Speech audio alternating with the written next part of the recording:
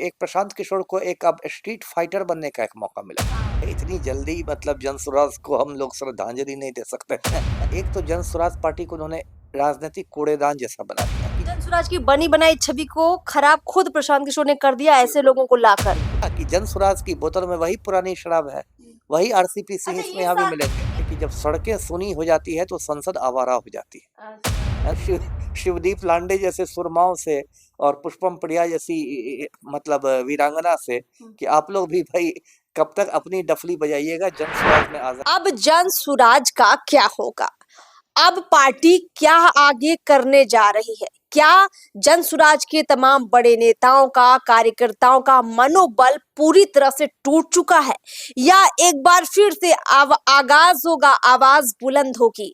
प्रशांत किशोर की रणनीतियां जो कुछ भी हो, लेकिन धरातल पर जन स्वराज किस कंडीशन में है, किस हालात में है, आप सब बखूबी समझ रहे हैं। प्रशांत किशोर इसके लिए अपनी रणनीति बना रहे होंगे, निश्चित रूप से एक अलग तैयारी में लगे होंगे, लेकिन आगे जन स्वराज बिहार में क्या क्या कर सकती है, उसका भविष्य क्या हो सकता है, हम थोड़ा इस पर चर्चा करेंगे, इसको समझने का प्रयास करेंगे।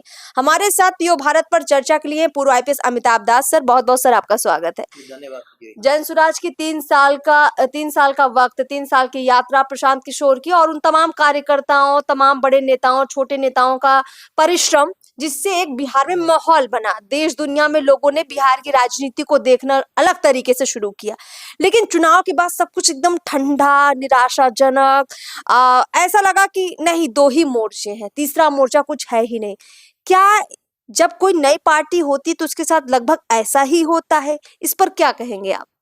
नहीं, लगभग तो ऐसा नहीं होता है। आम आदमी पार्टी भी नई पार्टी थी, लेकिन उसने तो दिल्ली में अपनी पारी का बहुत मतलब धमाकेदार आगाज किया था। मुझे लगता है पहले चुनाव में ही सरकार बन गई थी।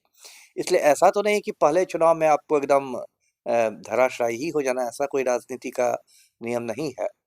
देखिए, इस बार के नतीजे हैं वो तो ऐसे आए हैं बिहार में कि कम से कम मुझे तो अब तक गले नहीं उतरे हैं। मैं तो हज़म नहीं कर पा रहा हूँ। मेरा अभी भी दृढ़ विश्वास है कि ये जो एक तरफ़ा जीत हुई है एनडीए की, ये वोट चोरी का कमाल है ना? इस तरह से 243 में 208 सीटें और ये जीत लेना, ये मतलब बिल्कुल मैं इसको वोट चोरी का कमाल मानता हूँ। अब जन स्वराज की बात पर आप आए। पर सिर्फ वोट चोरी का ना जिक्र तेजस्वी ने किया एक बार भी, ना एक बार भी राहुल गांधी वोट चोरी चिल्ला रहे हैं, ना प्रशांत किशोर ने आकर वोट चोरी का आरोप लगाया है। समस्या तो यही है कि जितने ये बड़े नेता थे, जिन्होंने चुनावी मुद्दा एसआईआर को बनाया था, वो चुनाव के बाद हारने के बावजूद वोट चोरी पर खड़े नहीं हो रहे हैं, ना बोल रहे हैं, ना आरोप लगा रहे हैं। नहीं, तैयारियाँ चल रही हैं अंदर खाने में। देखिए, खबर ये है मुझे कि दिल्ली के रामलीला मैदान में बहुत बड़ी रैली होने वाली है विपक्षी दलों की वोट चोरी के मुद्दे पर ही। अच्छा। उसकी तैयारियाँ हो रही है, 1-2 रोज़ में हो सकता है उसका ऐलान भी हो जाए। राहुल गांधी ने खड़गे से जाकर मीटिंग की है, इसलिए वो लोग इस पर काम कर रहे हैं। जहाँ तक तेजस्वी का सवाल है, तो तेजस्वी तो अभी बेचारे भाई भाई, बहन, भौजाई और इसी में उनका एक अलग ही चल रहा है। और प्रशांत किशोर क्या कहते हैं उसके लिए आपको कल का इंतजार करना पड़ेगा कि वो क्या कहते हैं। पर कायदे से जन स्वराज की हालत देखकर आपको क्या इनके लिए उम्मीद लग रही है? कुछ लग रहा है कि कुछ सकारात्मक जन स्वराज का हो सकता है? नई पार्टियां अक्सर चुनाव में, आपने तो बहुत चुनाव देखे होंगे, और प्रशांत किशोर जैसे रणनीतिकार को कभी शायद इस तरीके से लगते हुए नहीं देखा होगा, ये पहली बार देखा होगा। तो आपका अनुमान क्या कहता है, भविष्य कुछ हो सकता है इनका? नहीं, भविष्य तो हो ही सकता है। इतनी जल्दी मतलब जन स्वराज को हम लोग श्रद्धांजलि नहीं दे सकते कि मतलब अब एकदम खत्म हो गई पार्टी। राजनीति में ऐसा होता रहता है। देखिए, जन स्वराज मतलब जितनी पदयात्रा की थी प्रशांत किशोर ने, जितनी मेहनत उन्होंने की थी और जितनी भीड़ आ रही थी बिहार बदलाव यात्रा में, और जैसी उन्होंने टीम बनाई थी, इसको देखकर लग रहा था हम लोग को कि 5-10 सीटें निकाल लेना पार्टी के लिए कोई बड़ी बात नहीं है। इसलिए जब पार्टी बिल्कुल मतलब शून्य पर सिमट गई, मतलब खाता भी नहीं खुला, तो ये तो थोड़ा अजीब बात हो गई। जब मतगणना शुरू भी हुई थी तो 4-5 सीटों पर जनसुराजी आगे चल रहे थे और लग रहा था कि जीत जाएँगे, लेकिन उसके बाद पता नहीं। अब देखिए, एक तो वोट चोरी अपनी जगह पर, उससे तो इन लोग को नुकसान हुआ ही है, और भी लगता है इन लोग की कुछ गलतियां रही। कमियाँ रही होंगी। जैसे प्रशांत किशोर ने, जो पहले भी मैं कहता रहा हूँ, कुछ उन्होंने ये गलती की कि एक तो जन स्वराज पार्टी को उन्होंने राजनीतिक कूड़ेदान जैसा बना दिया कि जो व्यक्ति कहीं नहीं एडजस्ट हो सके, भाई आ जाओ जन स्वराज में। इसका मनीष कश्यप एक उदाहरण है। मनीष कश्यप के बारे में मेरी राय कभी अच्छी नहीं रही। मैं उसको ना कभी सन ऑफ बिहार मानता हूँ, ना यूट्यूबर मानता हूँ, ना पत्रकार मानता हूँ। मुझे बिल्कुल एक सड़क छाप वो आवारा किस्म का आदमी लगता है। लेकिन जिस धूम-धाम के साथ मनीष कश्यप को लिया गया, खुद प्रशांत किशोर उसके घर पहुँच गए, ये वो, तो मनीष कश्यप को लेके आप क्या संदेश दे रहे हैं? मतलब जनसुराज की बनी बनाई छवि को खराब खुद प्रशांत किशोर ने कर दिया ऐसे बिल्कुल, लोगों को लाकर। बिल्कुल। दूसरा उदाहरण आरसीपी सिंह है। हाँ। अब देखिए आरसीपी सिंह जो है वो कितनी बार कभी जदयू में थे, फिर भाजपा में गए, फिर उन्होंने अपनी क्षत्रिय पार्टी बना ली आशा, जो मुश्किल से 2-4 महीने रही। उसके बाद आशा का जनसुराज में विलय कर दिया। तो आरसीपी सिंह तो बहुत विवादित व्यक्ति रहे हैं। अगर मतलब पिछले 2-3 साल को छोड़ दिया जाए तो पलटू राम की परछाई के समान रहे। और पलटू राम ने जितने भी पाप किए हैं सब में आरसीपी सिंह भी भागीदार है। तो आरसीपी सिंह को आपने पार्टी में ले लिया और उनकी बेटी को लता सिंह को आपने अस्थावा से खड़ा कर दिया। तो ये तो कोई मतलब अच्छी बात नहीं हुई। लोगों में मैसेज गया कि कुछ नया नहीं है, कुछ नया नहीं है। चेहरे पुराने हैं, बस रंग नया है। नई बोतल में पुरानी शराब है। मैसेज तो यही ना गया कि जनसुराज की बोतल में वही पुरानी शराब है, वही आरसीपी सिंह अच्छा, इसमें यहाँ भी मिलेंगे। ये सारा खेल 1-1.5 महीने के भीतर हुआ, इससे पहले नहीं था ऐसा मामला? नहीं था। देखिए शुरू में जो लोग जुड़ रहे थे ना, वो लोग ज्यादा मतलब समर्पित लोग जुड़ रहे थे। लेकिन बाद में क्या होता है कि जब लोगों को लगता है कि ये पार्टी थोड़ा बढ़ रही है आगे, तो बहुत सारे अवसरवादी लोग कूद जाते हैं, जो अपॉर्चुनिस्ट लोग हैं, जिनको ना आपके सिद्धांत से मतलब है, ना कोई बिहार बदलने का जज्बा है। वो सिर्फ इसलिए कूद गए क्योंकि उनको लगा कि अभी जनसुराज का थोड़ा माहौल ठीक और है। ऐसे कोई नाम? अभी तो यही 2-3 नाम मेरे इसमें आ रहे हैं। रितेश पांडे वगैरह? हाँ, रितेश पांडे।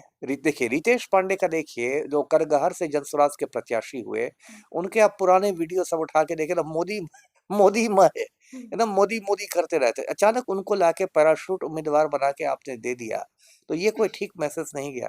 तो मैसेज ये गया कि ये न किन प्रकार ये जो है इनको तो प्रशांत चुनाव ही किशोर भी जीतना है। वही काम करे जो बाकी पार्टियां कर रही हैं। तो चुनाव आप जीतना बाकी पार्टियों से अलग कैसे हुए? तो ये सब बातें हुई। उसके बाद देखिए परिवर्तन का एक माहौल बना था बिहार में। अभी भी मैं मानता हूँ कि वोट चोरी से इनको रिजल्ट नहीं मिला। अब देखिए क्या करना चाहिए। ऐसे तो जनसुराज वाले, अब तो प्रशांत किशोर ने अपने बड़े नेताओं के साथ बात की होगी। एक तो इन लोग को पूरे बिहार में, ठीक है विधानसभा में तो आप घुस नहीं सके, लेकिन लोकतंत्र में सड़क भी बहुत बड़ी चीज होती है। डॉक्टर लोहिया कहते थे कि जब सड़कें सूनी हो जाती है तो संसद आवारा हो जाती है ना? मतलब हमेशा सड़कों पर धरना, प्रदर्शन, जुलूस, मोर्चा ये सब होते रहना चाहिए। तो बिहार जैसा जो हिंदुस्तान का सबसे गरीब राज्य है, इतने सारे ज्वलंत मुद्दे हैं, शिक्षा से जुड़े, बेरोजगारी से जुड़े, महंगाई से जुड़े। तो ठीक है आप विधानसभा में नहीं घुस असली सके, नेता बनने की बारी अब है। अब है सड़कों पर ये करके। और हर चीज पर आपको जनसुराज को मतलब चाहिए कि एकदम नाको दम कर दे सरकार का। संघर्ष अब दिखना चाहिए। नाको दम। सड़क पर तो आपको आने से कोई नहीं रोक सकता है, सड़क पर शांतिपूर्ण प्रदर्शन करने से।